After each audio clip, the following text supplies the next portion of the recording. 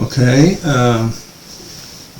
now we continue our endgame excursion for the day of the endgame with position 116 from this beautiful game, beautiful book that is made by 450 positions. In this case, also this position is a position you must know, because it will, if you are black obviously, it will help you to achieve a draw. And you know, in this kind of position that you think you have lost, to achieve a draw is like to think of a win, so it really does a lot for the morale. I love the book by Karsten Müller because it has all these positions that one can enjoy, try to solve, or just watch them and learn from them. So this is position of chapter 116. You are black, try to pause the video and think what would you play. Please think well, because here as black you have a lot of moves and you can go wrong in a lot of ways. In fact, black in the game lost because he played the wrong move. I'm sorry for him, it must have been quite hard, but what can you do? I mean, especially with the fact that today the endgame is played at very fast speed. So guys, I'm talking, but you should have paused the video, or at least just watch the position on your own chessboard, and you are black, okay? So in today's time, and this is the thing that I don't think it's fair, is the fact that many chess players like Kasparov, they learn the endgame, Kasparov, Fischer, whoever, Karpov, Korchnoi, they learn the endgame because in that time there were adjournments. So you reach 40 moves, you write your move in an envelope and you play it the morning after. Now this thing doesn't happen anymore, because they say, oh, but now you have a computer, you would just learn the moves the computer gives you. Okay, but the thing is, those players had the advantage of learning the endgame that way, because they went to their hotel room, analyzed extensively during the night, and understood a lot about the maneuvers, the in and out of a position. Today we don't have that. So are we really strong like them or not? I don't think so. Also, if they made mistakes and they didn't know, because obviously they didn't have a computer to correct them, but they did their best, they did do the homework, while we are not doing it.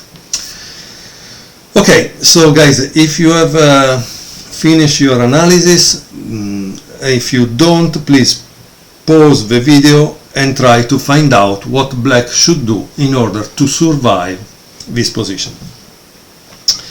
So it was played in Vaujany 2010 between Vovk and Horvath. Here it says, with a black pawn on h6 or h5, there is no hope, no matter where the white h-pawn is. Indeed, both pawn moves lose, so you know that you cannot play h6 or h5, okay? Obviously, if you play h6, it will continue with h4, you play h5, you play king g5, and then you have to move and you lose that pawn, right? So that's the reason why. Now, what is the right move here? Well, I can tell you that king f8, that seems so natural, is not the right move. And yet it was the move played in the game. Let's see how it went. And then, of course, I will tell you what is the right move. King e6, king e8, h4, king f8. Obviously there is more analysis here than I want to put in a video. I just want to show you one thing. h5, king e8, f7, king f8, and king f6. So you understand that black resigned. Why? Why did black resign? If you cannot see it, pause the video and try to do the exercise. So we can learn also in our age of computers. Because at this point the only move that black can play is h6, right? After which there is king e6, king g7, king e7, king h7, and king f6 is the end. Honestly, to me, guys, this kind of solution that he gave, it's computer made. If you can feel it, it's computer made. I'm sorry, it's clear. So let's see a real move. So he played h6. I would play as a white player king g6 because I don't see the best way to checkmate. Then the only move he can play is here. I do this. Then he does this, bam, and I get my queen. That's what a human player does. While yes, a computer, an engine would have made that other line, but that's for me, it's the real one. And that's for me, maybe would have been also the continuation that would have been given, I don't know, 40 years ago, 50 years ago, when they didn't have computers, right? So now let's return back to the position that was over the board.